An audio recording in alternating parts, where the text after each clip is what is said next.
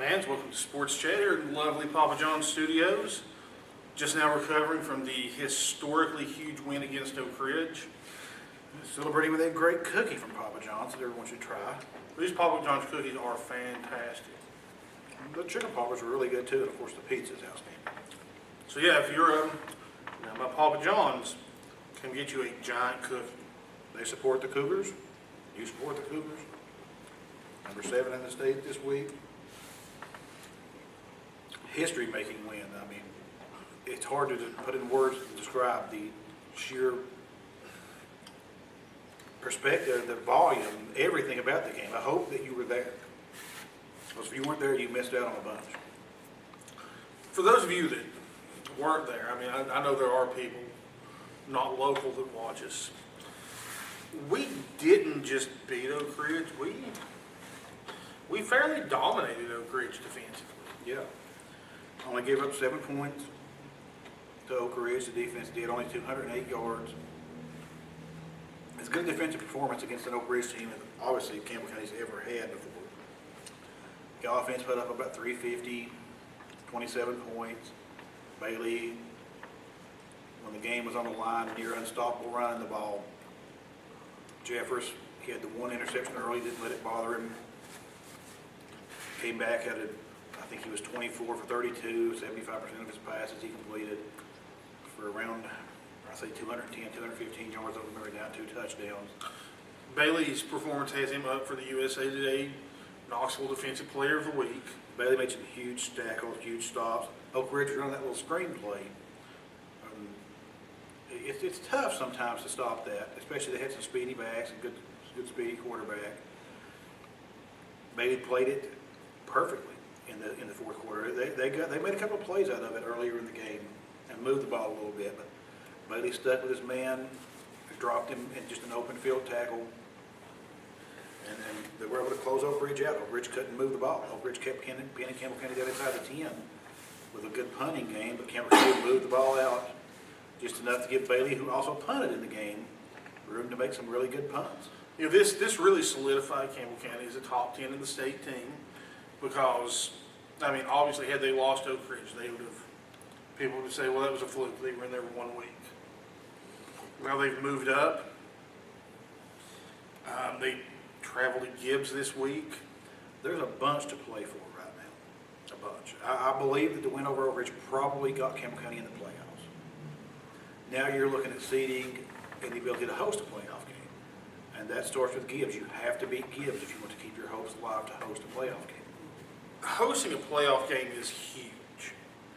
I mean, huge. It's happened one time here. And that Anderson County was a big crowd. This Oak Ridge crowd was a big crowd. But that Farragut crowd, and it seemed bigger to me because there was no extra seating, none of that. It'll be a big night if Campbell County is able to get that host spot. And like I said, it starts with Gibbs. You have to go out and beat Gibbs. Can't have a letdown. Gibbs did score 28 points against Oak Ridge. Gibbs can move the ball. And Campbell County's defense will have to bring that effort again. The offense will have to keep the mistakes down. They did so well this year. They had the one turnover in the game Friday night. And that was it. And with that volume of passing, that's a lot of passes. Ethan Jefferson's done a lot of passes this year and only has 5 interceptions on the year versus, I think, 24 touchdowns now. That's nothing to laugh at. I mean, that is a tiny interception ratio. And the big thing, Nick Bailey, Hal Cordell, they combined for around 100 yards rushing this week.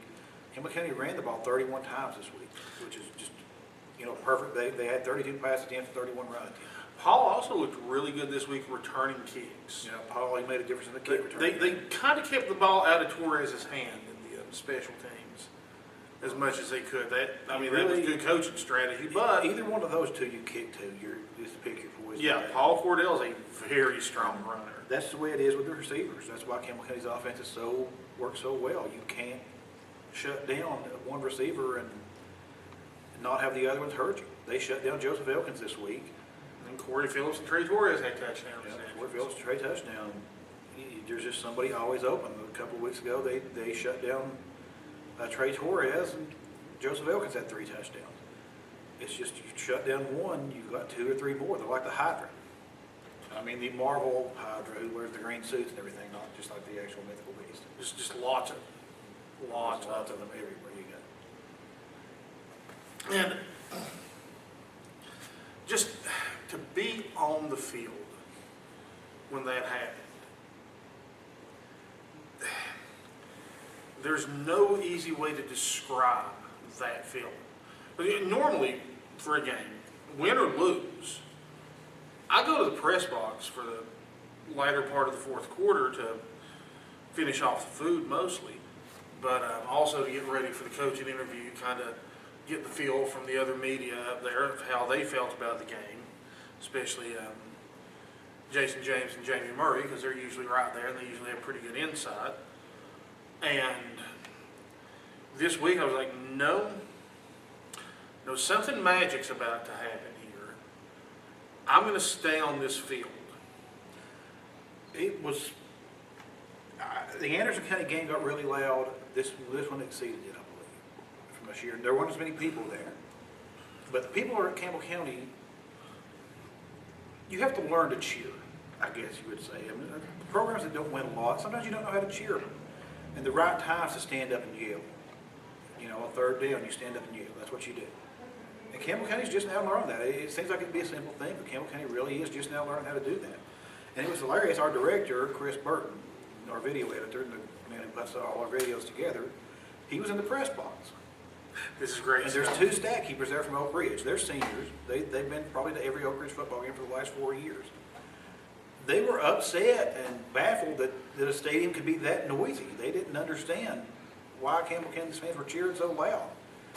And that struck me as funny coming from Oak Ridge, but now I think about it, when we were at Oak Ridge 2 years ago, they were something along the lines of 7-1, and the stadium was half empty. And mainly they're big noisemakers, that god-awful train whistle they have. Yeah, that's what they used for noise. Campbell County was like a jet plane landed at some points. You really feel that on the field, too. If you think you don't make a difference on the field by cheering, you're wrong. Oh, yeah. When you're on the field, it presses down on you. I mean, especially the East Tennessee Stadium, the big concrete one, it's like a wave of sound that hits that field. It was loud and rowdy. Of course, the loudest and rowdiest Cougar of all is Coach Price, and I'm sitting there beside him the whole night. My gosh, when Ethan Jeffers threw that touchdown pass to put the Cougars up 21-14, threw it to Corey Phillips, we thought he was going over. Parker had to grab him by the back of the shirt to haul him back in. He was standing on the rail, leaning way out, cheering the team on. We're usually a play away from Matt Price being head coach every week. Yeah, well, those exciting plays happen. Coach Price he's into it, and that fire and passion reflects on the team. It's amazing to watch them. It's an amazing season. I didn't think I would ever see this at Campbell County. And yeah, here's the crazy part about it is it's like that with the coaches on the field too. Just they're not in danger of falling to their death.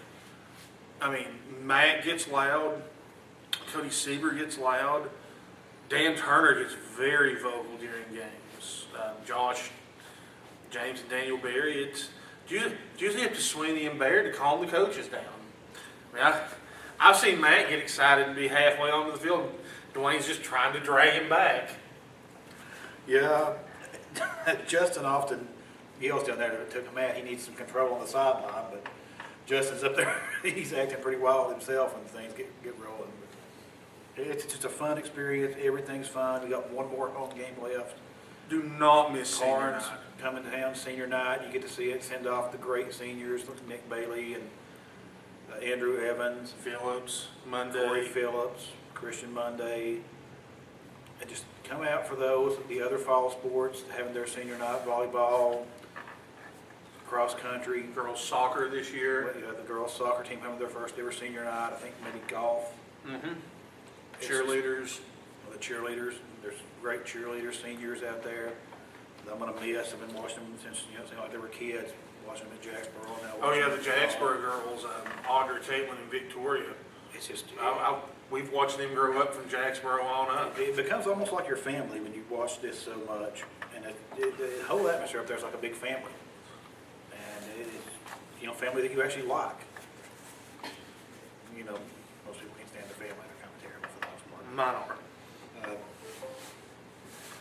It's just it's something else. You don't want to miss this. And if we win enough, this won't be the last home game. If we beat Gibbs and we beat Corns, we got a good shot of hosting the playoff game, no matter what happens with Powell. But don't count on that. If we beat all three of them, we will host a playoff game. I can guarantee that 95%. But don't count. But don't count that. Don't even worry that it's the last home game. Worry that it's senior night. Come out for that. And heck, it's 35, 40 minutes to Gibbs and to Powell both. Come out. Central, the big road win this year is at Central. And that place was taken over by the Cougars. I mean, obviously you're going to blow out Halls. And we did have an impressive crowd. There's a big crowd at Halls. And obviously you're going to blow out Lynn Camp. Lynn Camp's a bad team. It's in Kentucky too. The makes big, it worse. the big, No offense to Papa John's. we needed a loud and rowdy crowd at Central, and we got it. And we're going to need it at Gibbs. Like I said, Gibbs put 28 up against Oak Ridge. Gibbs is actually a program on the rise. And they've won a few games this year. Ever since Kenny Chesney started pumping money into that program.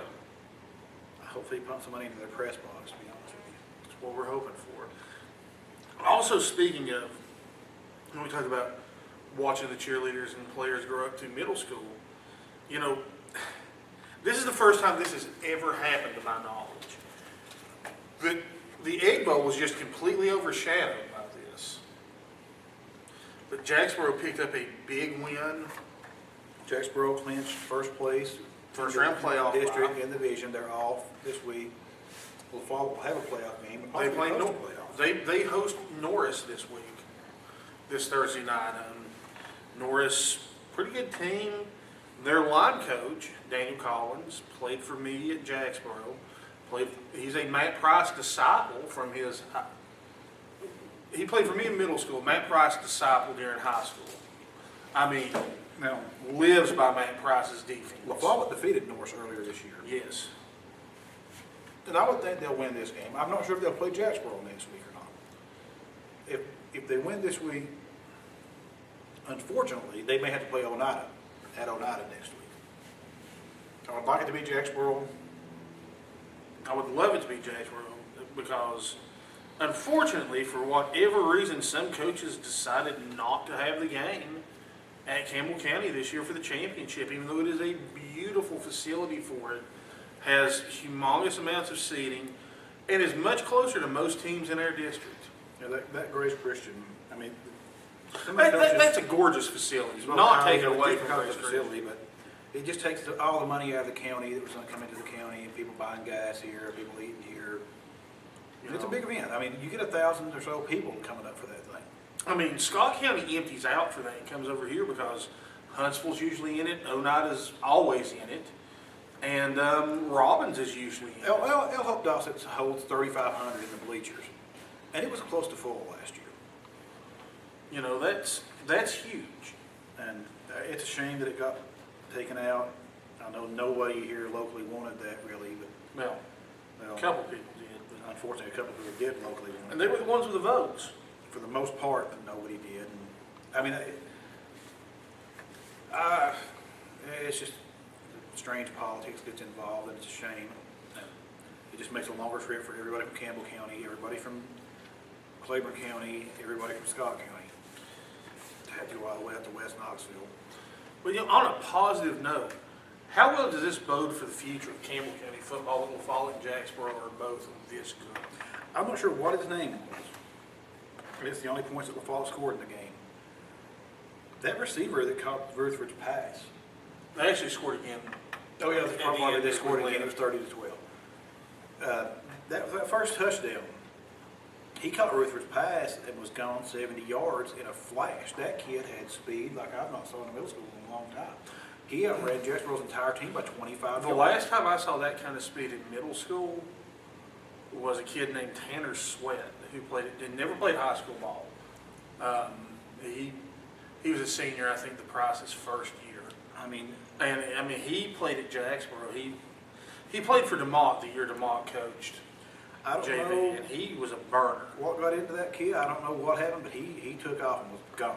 And that he really outran Shane Bowman by 15 or 20 yards, and that's impressive. Bowman's a fast kid. Yeah, Bowman is the backbone of that Eagles secondary. Otherwise, Terrell played the grinded out 3 or 4 yards in a cloud of dust kind of game in the fall. Couldn't get him off the field, and if a team's running the ball like that and you can't get them off the field, you're going to lose. Your offense doesn't matter how well it plays if it's sitting on the bench. Right, and Jacksboro just had those long. they just dominated the clock. And I got to A, give a big thanks to Papa John's for giving us pizza for that game. B, big thank to Matt in the press box who arranged for some baked ziti. I hear there was salad too, but I don't really eat vegetables unless they're made of meat. No chicken. Chicken's a vegetable. But, they took good care of us at Follett, and I always appreciate that because, especially to me, that's almost for years that would have been like me walking into hostile territory.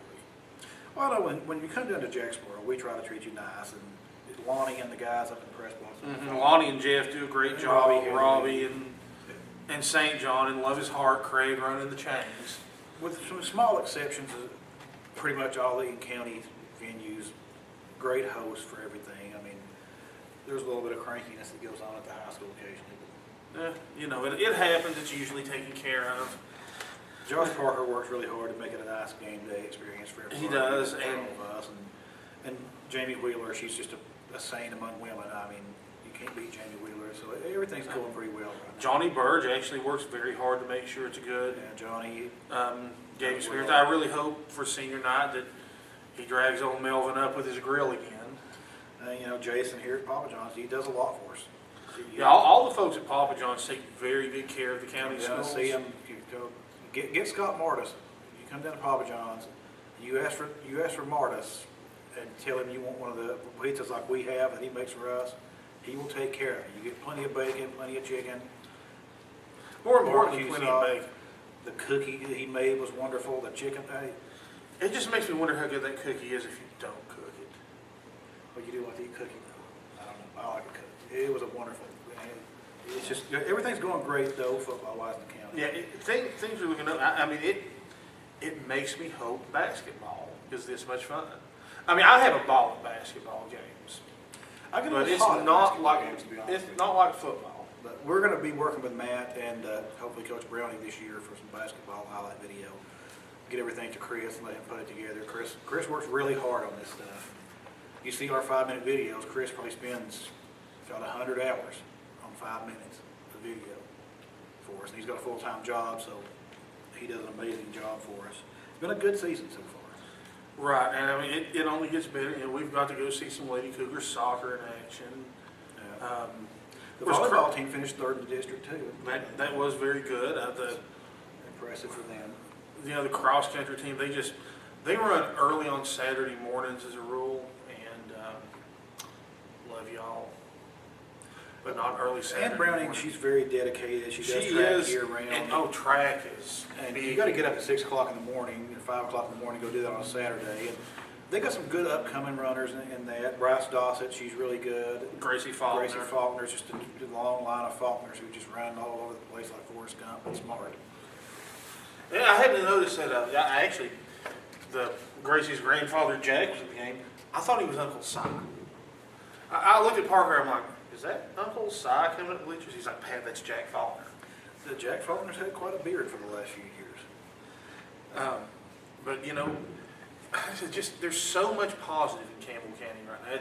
It's real easy to focus on the negative here. It's carrying me football-wise because otherwise Saturday and Sunday both nearly killed me. Obviously I'm a big Tennessee fan. That nearly killed me. I don't go for moral victories. We're Tennessee. We're beyond moral victories. We won 6 national championships, and you're the 8th winningest program in the history of college football. You don't have moral victories. You either win or you lose, and losing hurts. And you can say it's a sign of progress. It is. They're playing better than they have been. But my God, losing hurts. Losing like that especially hurts. I would have killed every referee over there if I could have.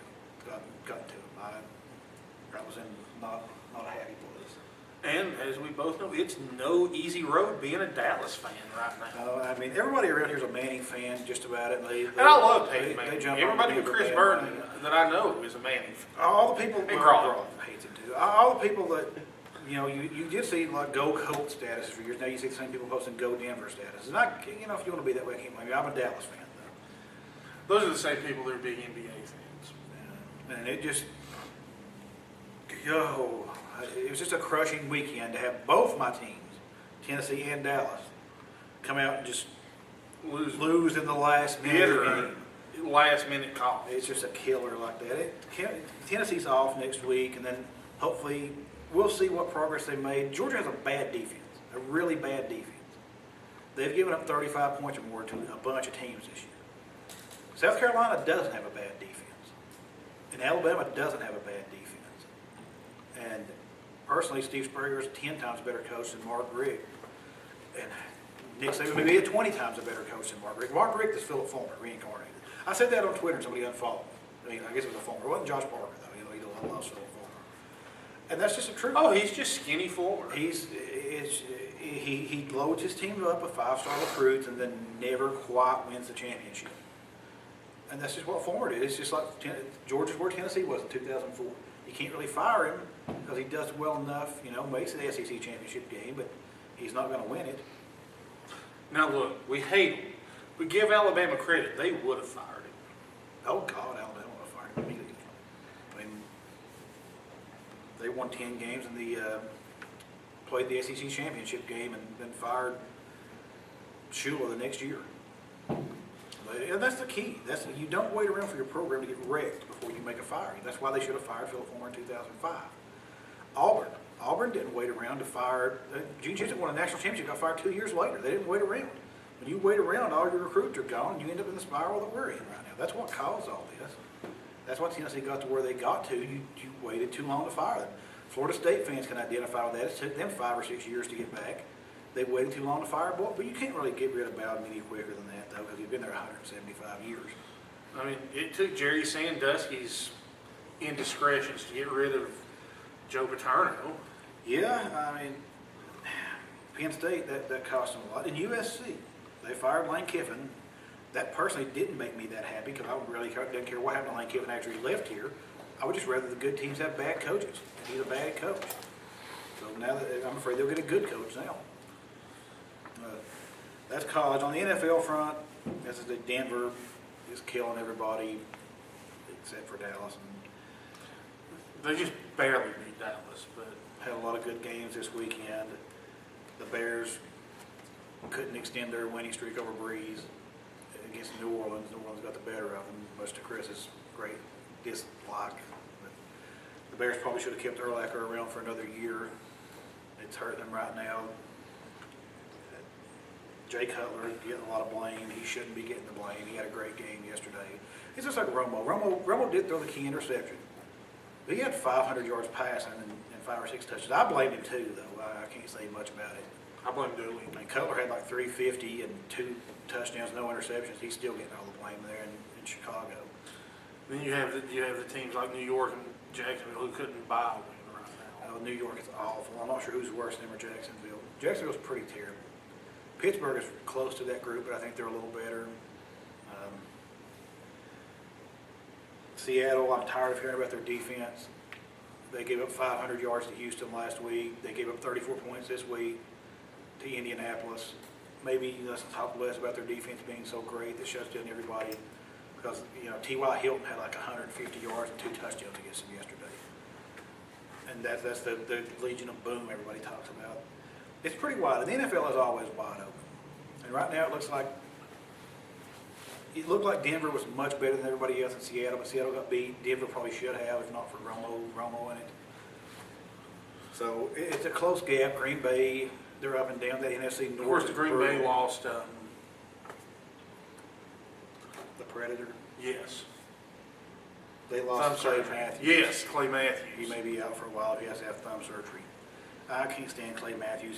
He had one big game against the Bears, and everybody made him out like he was the greatest defensive player of all time from that point on. but he was just pedestrian otherwise. But Green Bay, right now New Orleans looks like it may be the best team in the NFC. They're undefeated. That was an impressive win to go in Chicago. Chicago's not an easy place to win. It's never been an easy place to win. Yeah, that's one of those places, the fan base, Well, I mean, makes it rough on you. Drew Brees, I believe, had never won a game in Chicago, and he finally got that win yesterday.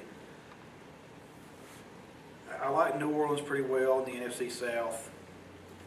The NFC East is a mess. It's going to be one of those teams that'll be 9-7. They'll make the playoffs, probably lose in the first round, unless they get hot, like they sometimes do. But the NFC North is going to be a battle.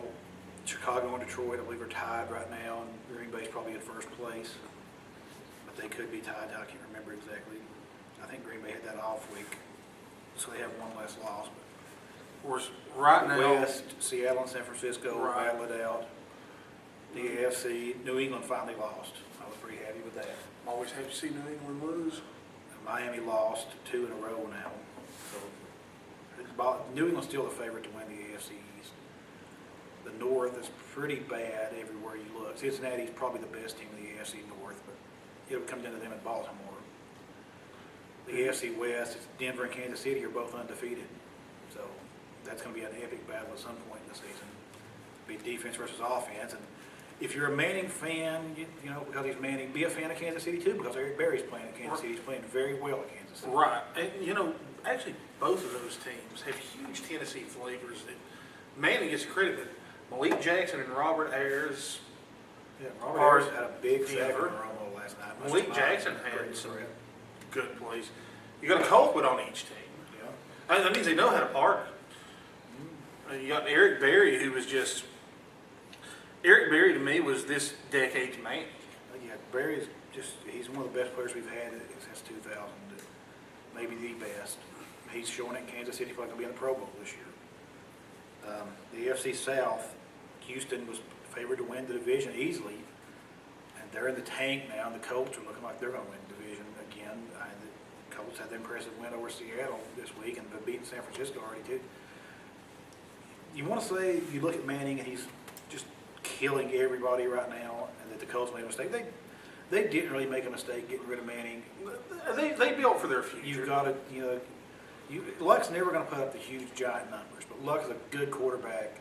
He's going to win football games, and he's 25 years old or so. And you've got to take that over somebody who's 36 or 37.